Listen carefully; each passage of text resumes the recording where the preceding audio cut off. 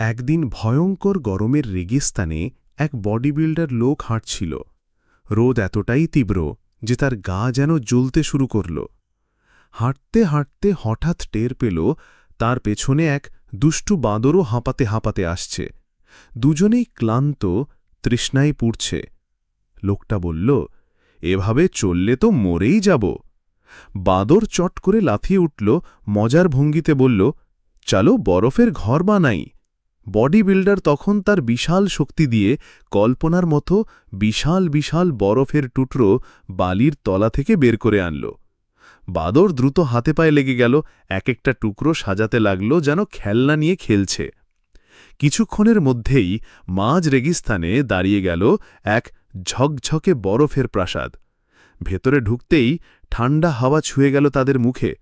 তারা হেসে উঠল একসাথে। বন্ধুত্ব থাকলে অসম্ভব জিনিসও সম্ভব হয়ে যায়। এত কষ্ট করে ঘর বানালাম, তাও কেউ সাবস্ক্রাইব লাইক করলে না।